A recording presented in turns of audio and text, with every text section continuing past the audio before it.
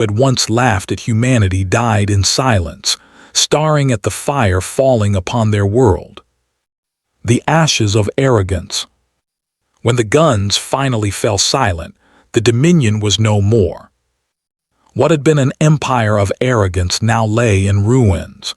Its fleets were scattered wreckage, its cities smoldering craters. Billions whispered in fear of what humanity might do next, conquer, enslave, or erase. But humanity did not stay. They did not raise their flag over Zorath Prime. They left the ruins as they were, untouched, as if to serve as a monument. They sent only one final message, broadcast not just to the Zorathi, but to the entire galaxy. Never mistake silence for weakness. Never mistake mercy for submission. We are Earth. We are patient, but our vengeance is infinite. The lesson written in fire. The galaxy never forgot. For generations, traders and emissaries would pass the shattered husks of Zorathi warships, still drifting as ghostly warnings in space. Children of distant worlds grew up hearing the whispered phrase, "Do not provoke Earth." Where once humanity was dismissed as dreamers and explorers, they were now remembered as the architects of wrath. A species that endured, waited, and when struck, answered with fury so absolute that no empire could stand against it. The stars had borne witness to arrogance, and then to retribution. And in the end, one truth became carved into the memory of the galaxy. Aliens celebrated too early. Humanity struck back. The stars above Shanavar 3, a thriving human colony, burned with fire that wasn't their own. The alien warfleet of the Dravari conquered descended like a predator upon prey too slow to run. They had watched humanity expand into this sector, building trade hubs, peaceful settlements, and orbital stations. To the Dravari, it was weakness, soft creatures chasing prosperity instead of war. Their commander, High Strategos Valok, gave the order with a sneer carved across his scaled face. Erase them, burn their works, scatter their bones. Let humanity learn they are but prey dressed in ambition. And so it began. The colony's planetary shield, designed to hold against meteor storms, not warfleets, fell within minutes. Atmospheric strikes followed, orbital bombardments raining down like gods, wrath twisted for cruelty. Cities vanished in glowing scars across the surface. The colony's desperate distress signals screamed across subspace, reaching not only Earth but every listening power in the sector. Dravari soldiers landed to make their victory personal. They dragged human governors into the streets, executing them before terrified survivors. They tore down Earth's flag and raised their black conquered banners. To the Dravari, this wasn't war, it was sport. One Dravari officer laughed, while transmitting a galactic broadcast of the massacre. "Behold, humanity's dream burns. Your colonies are ash, your soldiers broken, your cries nothing but echoes in the void. You are farmers, miners, children playing empire. We are the wolves and you the lambs." The galaxy watched. The colony died. Triumph in mockery. The Dravari celebrated the slaughter as if it were a festival. Their capital world of Vorakar erupted in parades. Statues of broken human warships were erected overnight in mockery. Songs and chants praised their might, the exterminators of weak Earthkin. Dravari senators gathered in their council chambers, laughing as reports came in. They replayed the footage of burning colonies like trophies to amuse themselves. Humans are dreamers. They believed the galaxy would welcome them, one senator jeered. Now they learn what the void truly respects power, another added. They wagered how long Earth would take to beg for peace, to kneel and hand over its colonies. Some suggested enslaving the survivors, others to erase the species entirely. And across the galaxy, other civilizations, nervous and observant, whispered the same dangerous thought. Perhaps humanity truly is too weak. Perhaps they will vanish. But Earth remained silent. No threats, no declarations, only a cold, enduring silence. The Dravari mistook it for fear. They mistook it for surrender. They celebrated too early. The quiet before the storm. It began in whispers. Merchant vessels reported human warships moving quietly, but not in the numbers expected. Scattered fleets, small patrols, nothing alarming. The Dravari dismissed them. But then, communication buoys near human space started going dark. Exploration outposts, ones positioned carefully by the conquered to monitor Earth, ceased transmitting.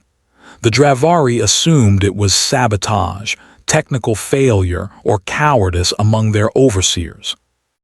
Until one captured Dravari vessel transmitted a chilling message before being torn apart. We saw them, black ships with no registry, no insignia, silent, watching us. Then they moved. Stars help us, they moved like predators. The Dravari Council laughed it off. More human tricks, they do not have fleets to match ours. But beneath Earth's silence, something ancient and merciless stirred. The human colonies might have been peaceful, but Earth itself had not forgotten its long wars of history. The species born from centuries of blood and fire did not discard their teeth, they hid them. The unveiling of fury. The silence broke. Every major conquered outpost bordering human space went dark in a single night. Defense fleets scrambled, only to find themselves ambushed by human dreadnoughts emerging from folded space. The ships were not the fragile traders the Dravari remembered. They were leviathans, black-hulled, bristling with weapons, moving in perfect formation like an ancient orchestra of death. Their engines roared, their weapons lit the void with storms of firepower unseen since the galactic wars of old. Human comms filled the channels. No diplomacy, no negotiation. Just one message, cold, ruthless, unrelenting. Humanity acknowledges your declaration of war. Retaliation is in motion. There will be no surrender. There will be no quarter. Entire sectors trembled as the first wave of retribution began. The Dravari fleet that had destroyed Shanavar III was found, cornered near a gas giant, and annihilated in less than an hour. Human capital ships tore through their formations, missile swarms blotting out stars, rail cannons piercing shields like paper. Survivors tried to flee, but human interceptors hunted them like wolves through the dark. When it was over, only wreckage drifted in silence. But the true horror was still coming. The retribution storm. The conquered underestimated not only humanity's fleet, but their will. Every planet that had cheered the massacre of Shanavar III now saw human fleets blot out their skis. The arrival was never subtle. Humanity wanted them to see. Humanity wanted them to know fear before the fire fell. On Vorikar Prime, the heart of the conquered, the sky split apart as hundreds of human warships emerged in orbit. Shadows swept across the planet as if the sun itself had been stolen. Cities screamed, armies scrambled, senators who once laughed at humanity's weakness now trembled in bunkers. The bombardment began. Not wild destruction but surgical precision. Shipyards burned, military fortresses crumbled, communication hubs vaporized in coordinated strikes. Humanity didn't just seek vengeance, they sought erasure of Dravari power. Troop transports descended next, pouring out soldiers in armor that turned them into walking tanks. Human ground forces swept across continents, unrelenting, methodical. Entire Dravari legions broke and fled, abandoning their commanders. The conquered navy, once proud and dominant, fractured within weeks. Those who resisted were annihilated.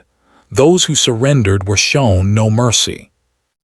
"You wanted war," one human admiral transmitted to a captured fleet. "Now drown in it." The shattering of the conquered. Within 3 months, the Dravari conquered ceased to exist as a power. Worlds that once declared loyalty to its banners turned to ash. Survivors scattered into the void, hunted and broken. The galaxy, once mocking humanity, watched in silence, horrified. The Dravari were not weak. They had been one of the most feared powers in the region. And yet, humanity had reduced them to nothing, grinding their fleets into dust and their worlds into ruin. Other civilizations sent urgent messages to Earth, desperate to affirm friendship, to declare neutrality, to distance themselves from the conquered's arrogance. But Earth did not respond. Their fleets still roamed, their soldiers still marched. Humanity spoke only through fire, and the galaxy listened in terror. Ashes and silence.